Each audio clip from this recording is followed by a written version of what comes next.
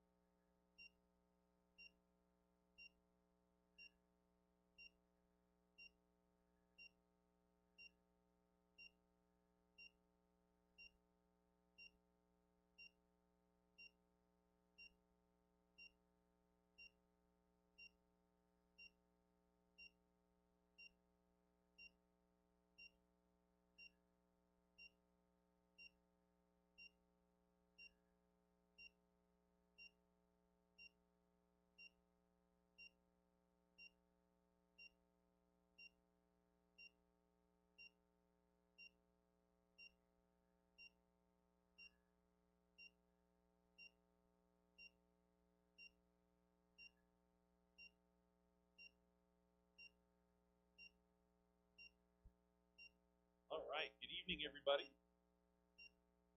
Mr. Moore, you've been contemplating the depth of this question, haven't you? Well, you asked a question on it, right? So what was your, tell everybody else your question, just to make sure that everybody has the same answer.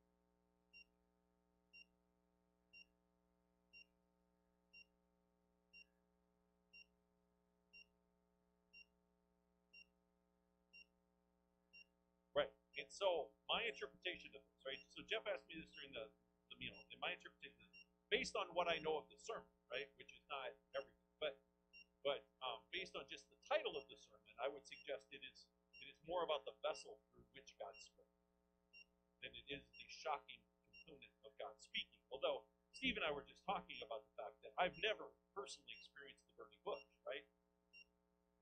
But if I did, would I get it? Right? Would I answer?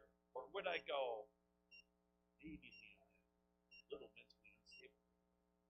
Right? I mean, I hope I would get it, right? I hope I would recognize the vine. I hope I would recognize the presence of Christ. Maybe. Right? I don't know. And then, I'm picturing going home to my wife and saying, guess what I did? Right? That's a conversation. Right? A little on the scary side. But, so what did you come up with? Anything on the vessel through which God speaks?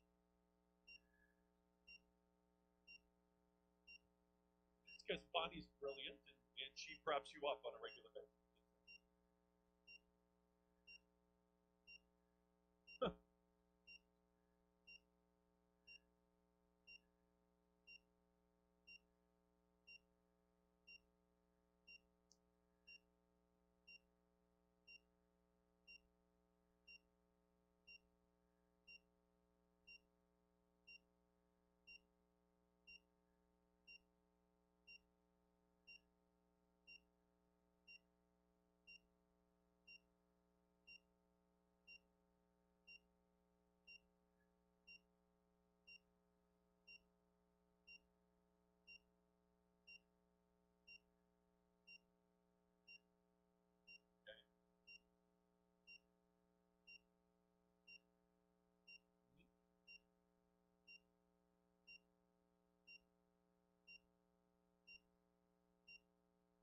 You may not recognize them, right?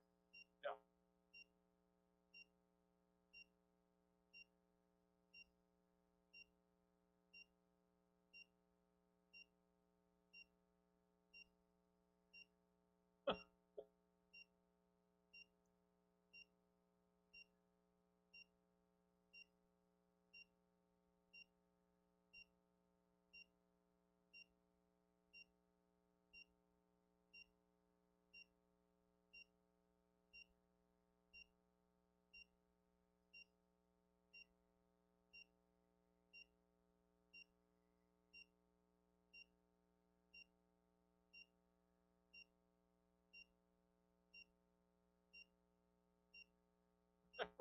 Right. What am I supposed to do with the answer?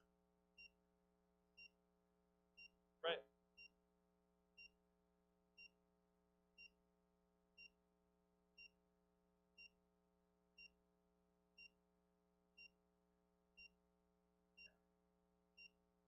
No. Very cool. Any other thoughts on this particular topic?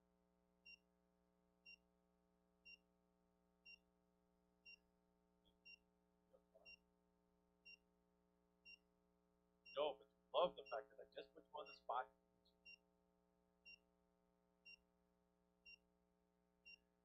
Yes, Ed.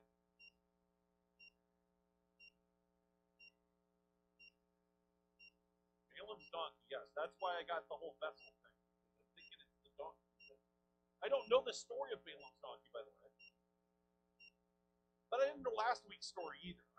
Obviously, last week's story, right, which was actually about Saul's conversion to Paul, right? And I knew the Saul to Paul conversion story, right? That's a fairly common one in Christianity. And I knew that there was some guy that came and laid hands on him. I did not know the name of the guy that came and laid hands, nor did I know what happened to him, right? right? And which we don't hear about Ananias, right? He just kind of disappears from the story, right? We don't hear about him again. I mean, it's a tough position to be in. Hey, this guy that you know of that's murdering all these Christians, right? Go, invite him to your house and then, lay hands on him and make sure you identify yourself as a Christian. Right? Yeah, that's gonna be comfy. Let's go do that. Again, kind of part of that burning bush thing. Going, would I answer? I mean, I hope so, right? Here I am, Lord. Isn't I, Lord? Right? What? Well, I mean, yes, for Saul, right? It was, but for Ananias, right? He's going, no, yes, Lord, I'll do it. Wait, what? No. So, all right, fantastic. Anything else that anybody wants to share about our question tonight? Susan.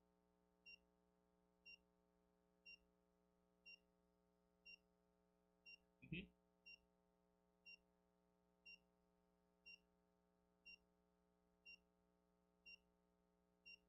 Yep.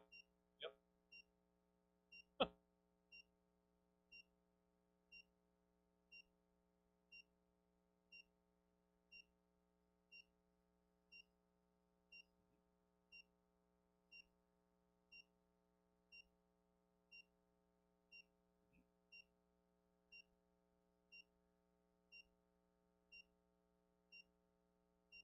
Right.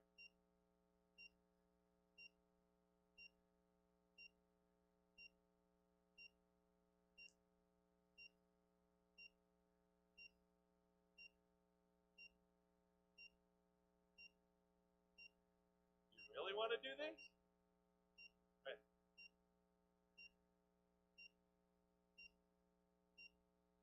Okay.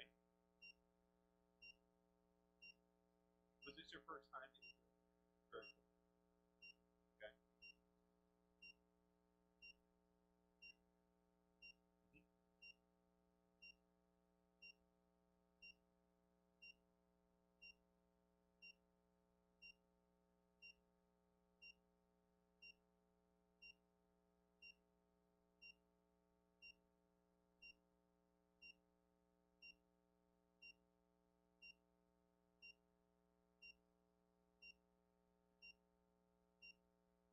Mm-hmm.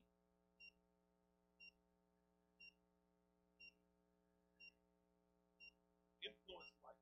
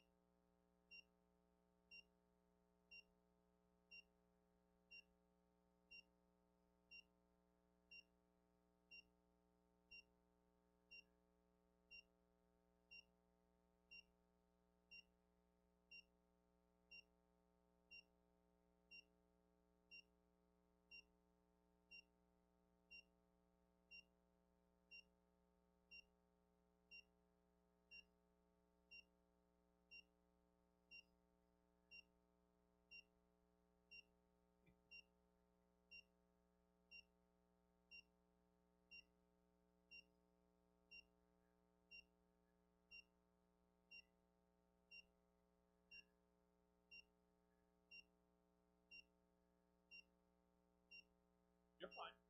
You're fine.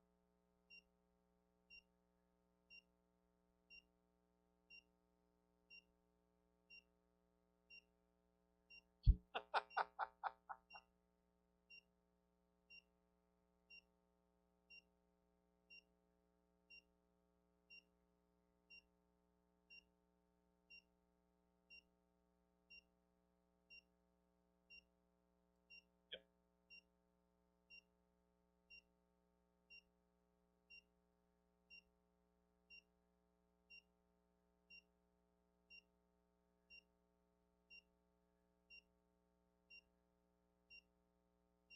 You missed pork chops and stuff, and a knife, right?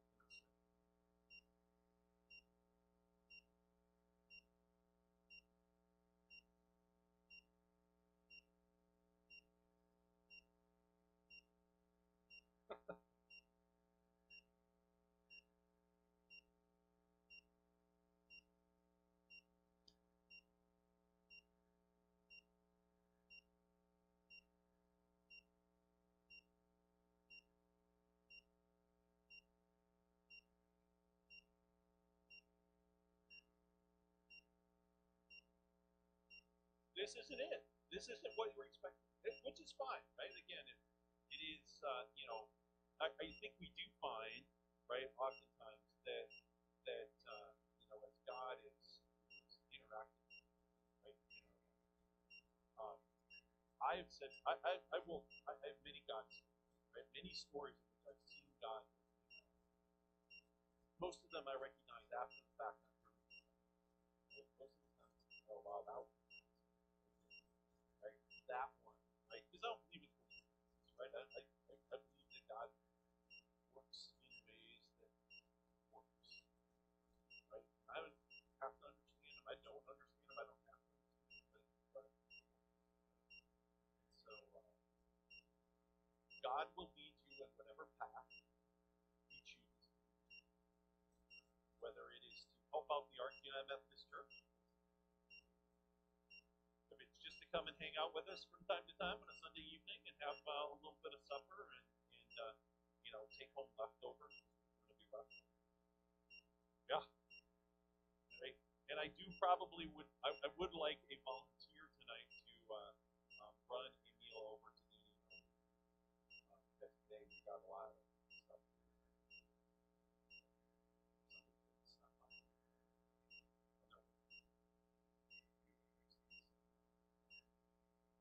All right, fantastic. We will get started with the sermon. The sermon tonight is coming to us from Travis Walton. So Travis is going to deliver the service or the message tonight. As Ed was mentioning, it's Rob's Donkey is the name of it, right? And so this is not a story that I have heard, so I'm looking forward to learning more about it. So Ed's going to go ahead and get us started. Yeah, we can turn off and the stage list if you were wanted. Our regular tech guy is something else. Ed's our regular tech guy, but he's usually got a partner back.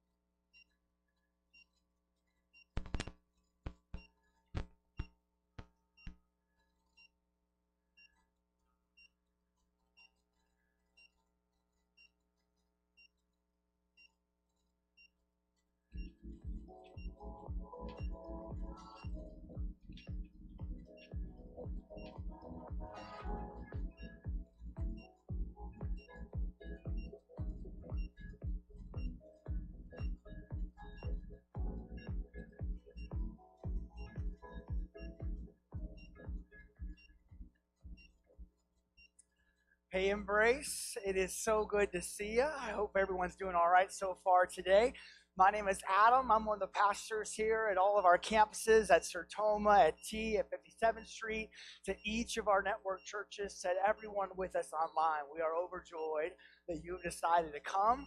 Just really quick, I just want to say I hope everyone's having a great summer so far. Hope you've been able to use some your vacation time. If you haven't, I want to challenge you to do that.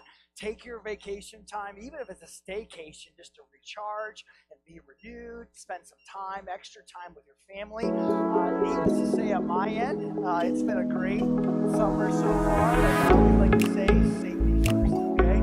So it's been a great summer. But seriously though, I also need to give a huge shout out to everyone on the team here who has preached the last month or so. Can we put it up for each of you that brought the message? It has been so solid. Last weekend, I had one of our main volunteers.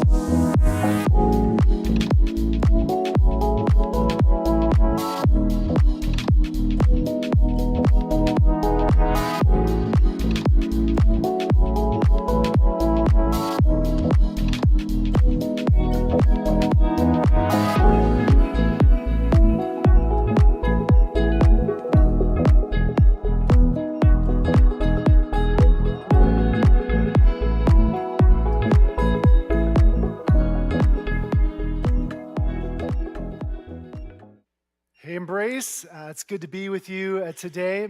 My name is Travis. I'm one of the pastors here at Embrace, and whether you're joining us online or at one of our network churches or at one of our campuses, we are always excited that you're worshiping with us.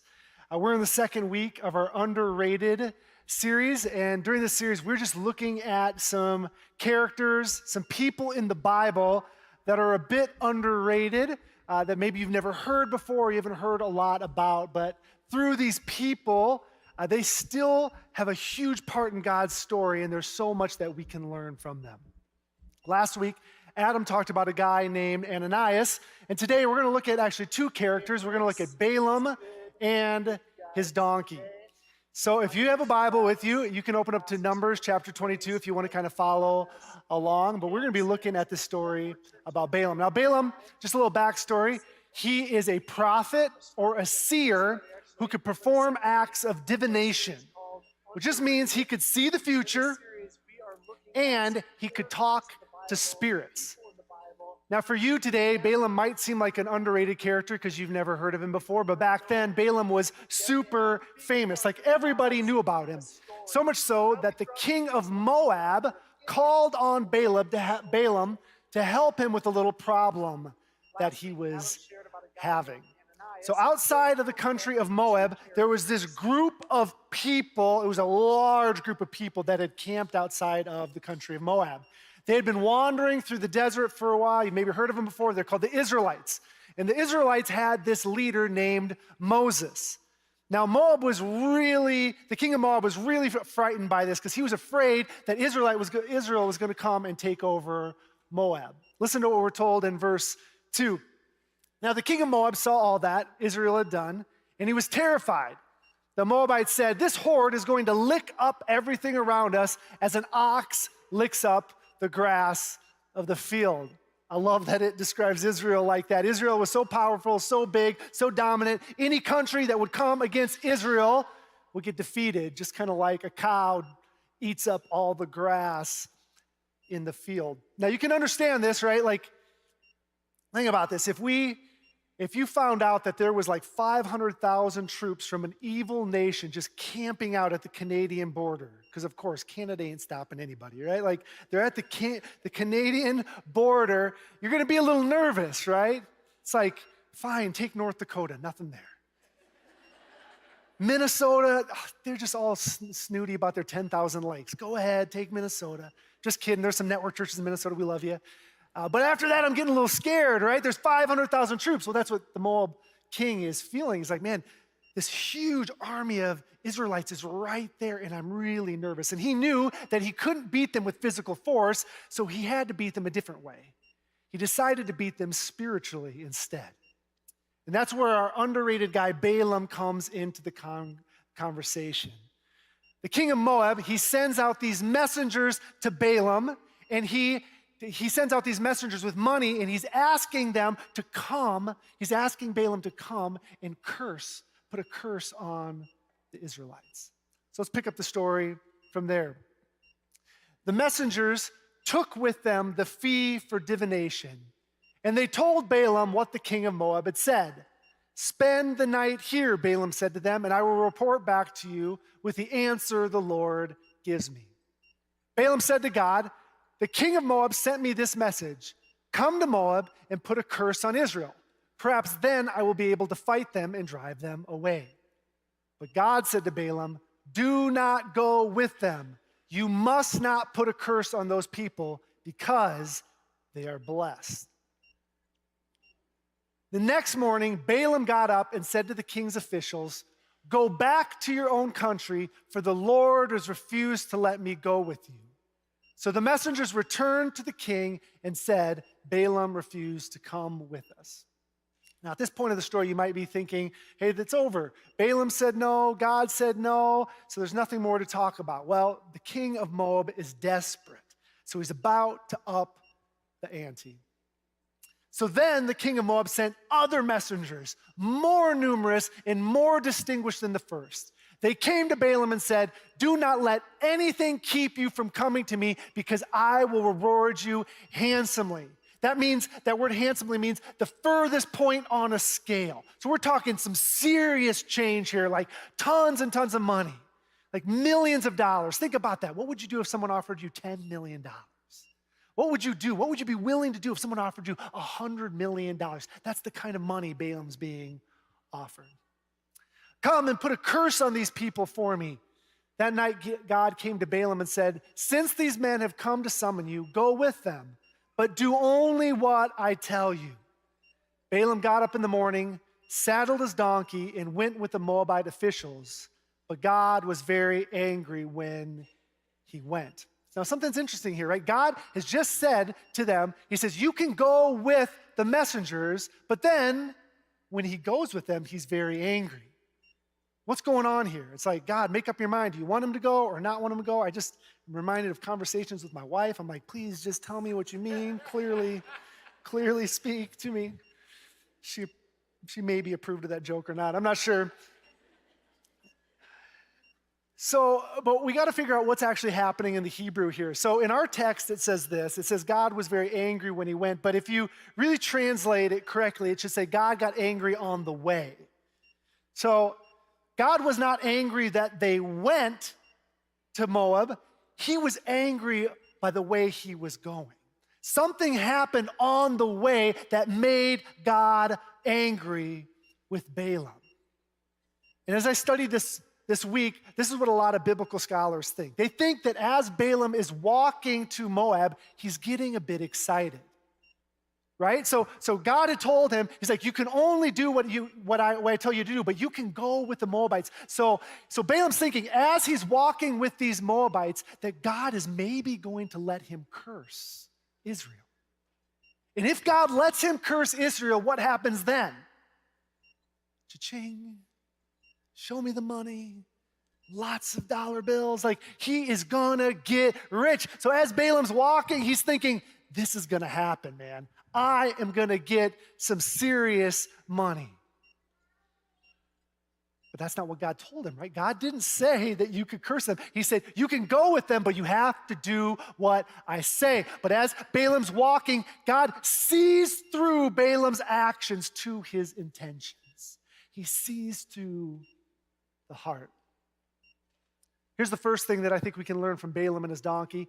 God sees through actions to intentions. God sees through the actions to the intentions.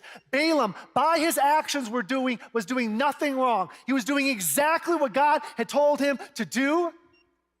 But God sees past the actions into the intentions of Balaam.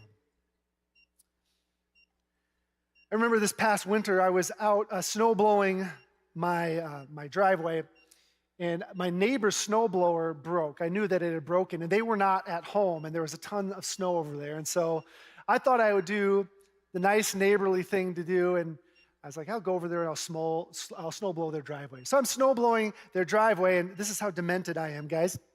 As I'm snow blowing their driveway, doing this nice neighborly thing, I think to myself, how long can I stretch this out so they can come home and see what I'm doing? Because if they don't see what I'm doing, they're going to think one of these other neighbors did this. And I really need them to see that I was the one who was helpful. Here's the deal. I like to be helpful, but I really, really, really like to be known as helpful. My actions were great. Look at my actions. On the outside, everything looked perfect. I was doing exactly what I should have been doing, but past my actions, my intentions were all jacked up. Here's the deal.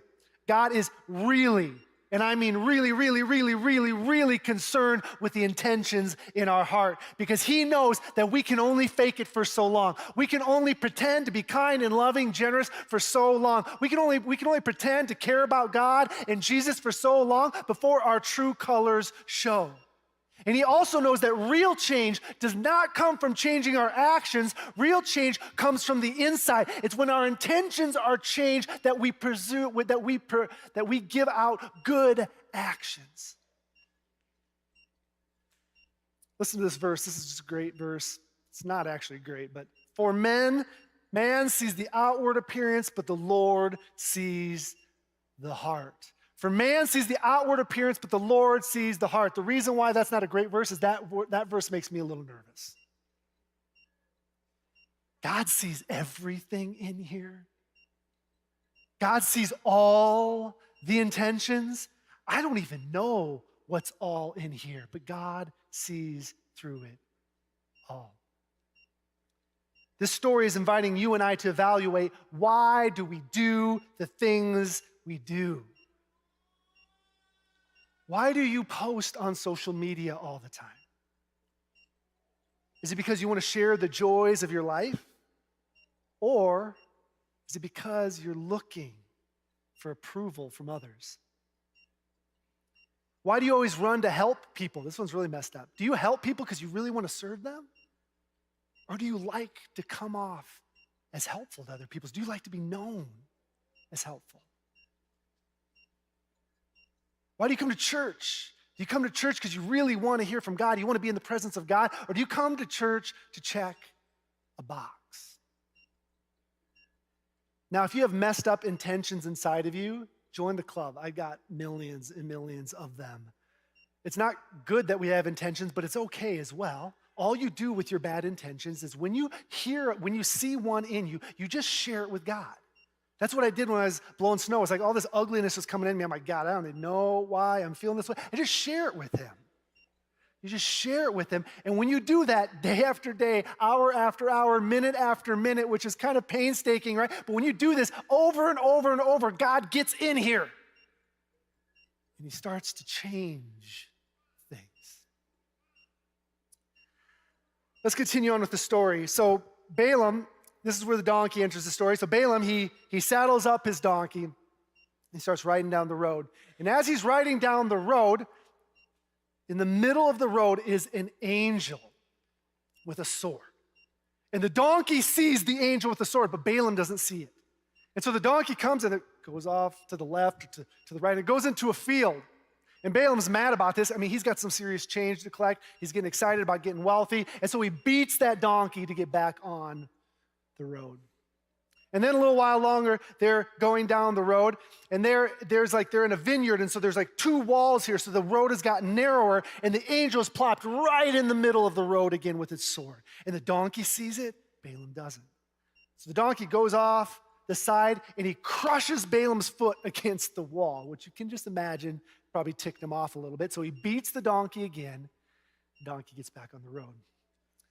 And And then they get to the narrowest part of the path. You can't go right or left, and the angel is standing right in the middle of the road. So the donkey cannot go left, cannot go right. The only way is to go forward. So what does it do? It just lays down on the ground. And I'm a farm kid, nothing worse than an animal that won't move. And so Balaam, what does he do again? He beats the donkey again. And then we're told this. It's crazy. Then the Lord opened the donkey's mouth. The donkey began to speak. And it said to Balaam, "What have I done to you to make you beat me these 3 times?" I kind of imagine this in like an Eddie Murphy voice. Like, Shrek, why you beat me? It's gotten worse every time. That's so bad, sorry. You can't recover after something like that. So Balaam answered the donkey. This is funny too. Balaam just talks right back to the donkey like this is something normal. "You have made a fool of me. If I only had a sword in my hand, I would kill you right now." Kind of crazy. The angel's the one with the sword. The donkey said to the Balaam, "Am I not your own donkey, which you have always ridden to this day? Have I been in the habit of doing this to you?" "No," Balaam said. Then the Lord opened Balaam's eyes, and he saw the angel of the Lord standing in the road with his sword drawn. So he bowed low and fell face down. Something very interesting is happening here. Balaam, the world-famous prophet, Balaam, the world-famous seer, cannot see the angel. The donkey sees the angel. The donkey sees what this incredibly famous prophet could not see. Here's the next thing I think we learn from Balaam. God speaks through the underrated. God, he speaks through the underrated. Donkey is a bit of an underrated animal when you think about it. I mean, a lot of people don't appreciate donkeys. Like, you don't see many kings and queens riding on donkeys. But donkeys were known to carry the heavy loads. They were known to pull the plows. They did a lot for people back in those days. And God uses this underrated animal. He uses this underrated thing to speak through.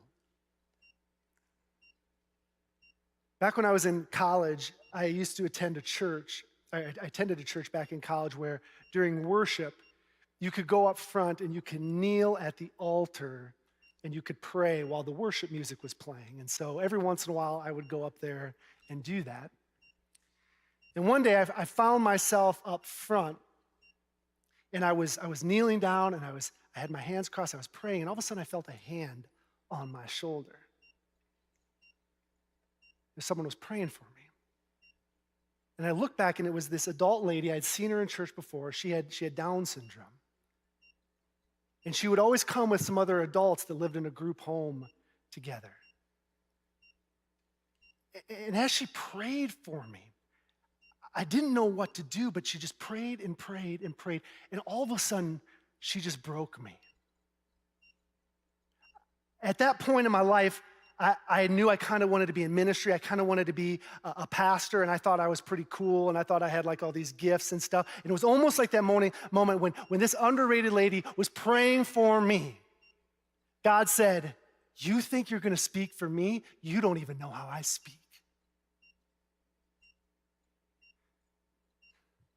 You think you know anything? You know nothing.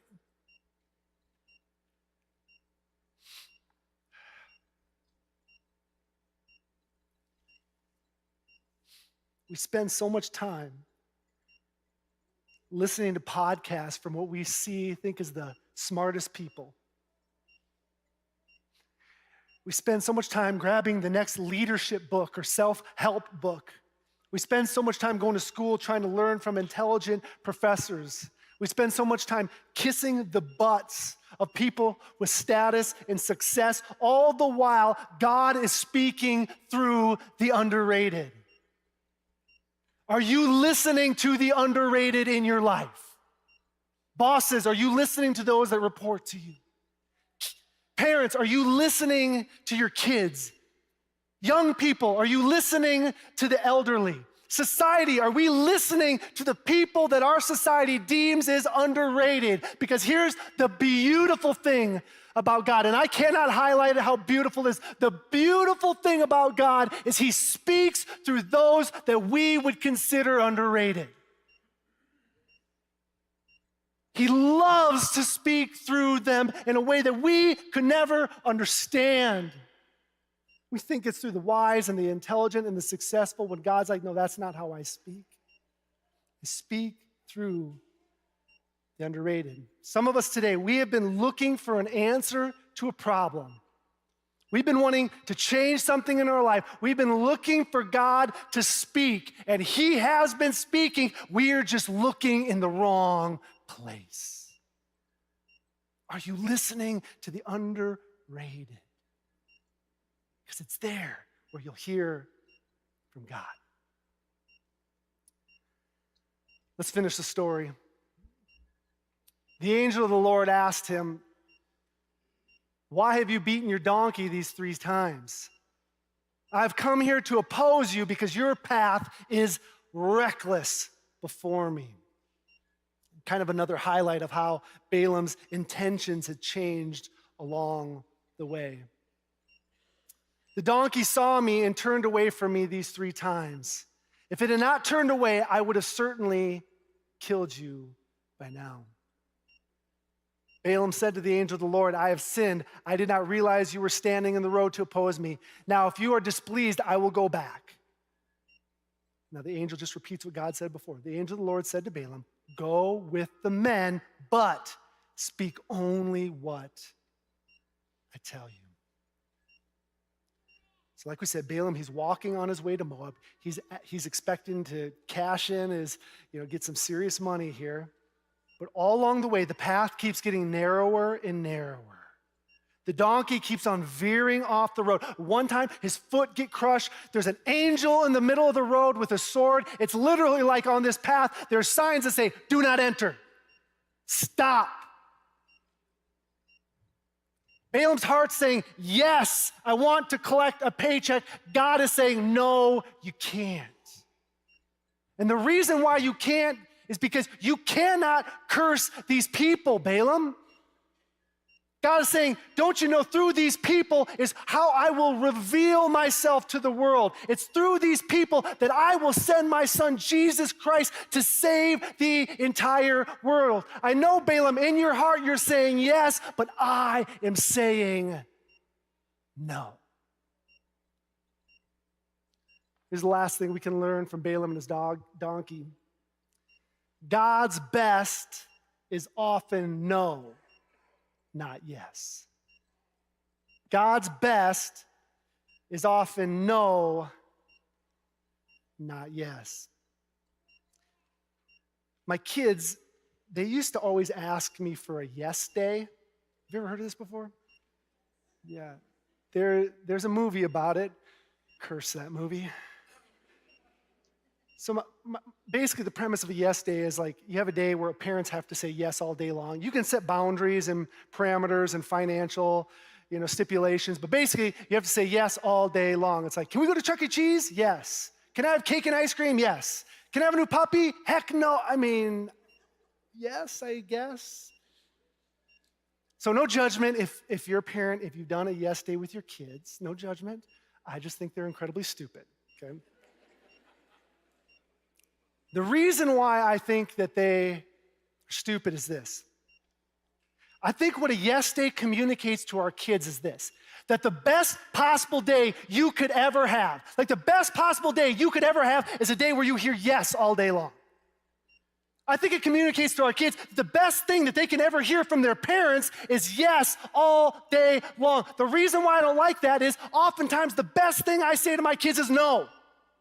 The most life-giving, the most hard and loving thing that I say to my kids is no. So why the heck would I want them to think yes is best? Why would I want to glorify yes when no is often what they need? For some reason in our culture, like no has become negative. Oh, don't be so negative. I don't buy any of that. No is not negative. No is one of the most life-giving words you and I can ever hear. I really think it's just a modern day American culture where we pretty much can get anything we want, anytime we want, anywhere we want, right? That we just think, oh, we got to be more positive. It's like, no is positive. No is one of the best things that you can ever hear. I think we like to view God as a yes day. That God is there to say yes to every desire in our heart. That God is there to say yes to every dream that we have. That God is there to say yes to every person we're attracted to. That God is there to say yes to everything we do. But what we learn from Balaam's life is that God's best is often no, not yes. God has a lot of no's for you and I, and they are the greatest things in the world. And they're not just good for us, they're good for the people around us. I think you probably know this, though. As you look back into your life, you can probably see a time when God said no to something. And as you look back at that, you're so glad he said no. Because if he would have said yes to that, it would have caused a lot of pain in your life. And then there's some of us, we can look back to our life and we can see that time where God said no, but we pushed through a yes. It's like the angel's he's on the road with a sword, but we said no, we're gonna say yes no matter what. And when we look back, we wish we could change that decision. Because us pushing through that no to a yes, it caused so much pain in our lives. Right now, today, where is God saying no, but you're doing everything to turn it into a yes? Right now, today, where is God saying no, but you're doing everything you can to turn it into a yes? I'm sorry if this is a bit harsh, but I say it with love. You and I, we're idiots.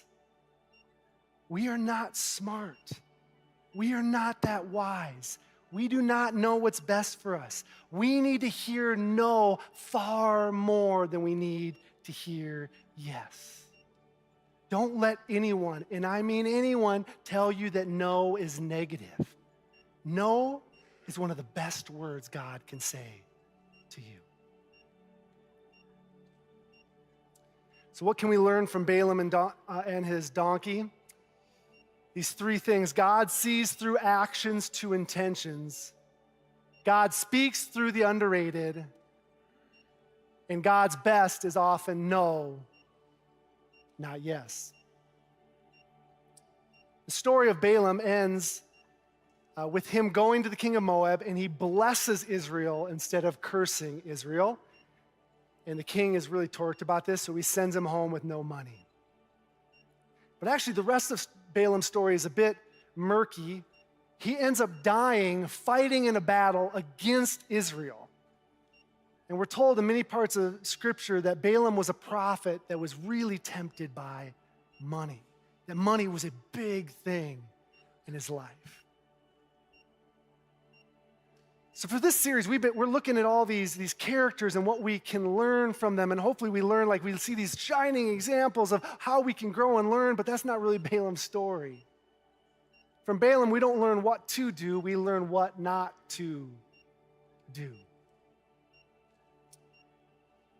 Balaam isn't underrated because of his greatness. He's underrated as a warning. His life for us today is more of a cautionary tale than a shining example. So today, I just have to ask you, what is God speaking to you? Where is he saying no, but you want a yes? Who is he speaking through that you're not listening to? Let's pray. God, we just thank you for this story. We thank you for the way that you speak. It's so different than we might imagine. Thank you for using this bizarre story about Balaam and the donkey to teach us that You love to tell us no, but you do it in a loving way. Because you tell us no because you love us. You tell us no because you care about us. Lord, help us to accept that no today. We pray this in Jesus' name. Amen. Hey everyone, it's Adam from Embrace. If you enjoyed today's message, make sure to subscribe to Embrace's YouTube channel to stay updated. You can also click here to check out other videos. Thanks for watching.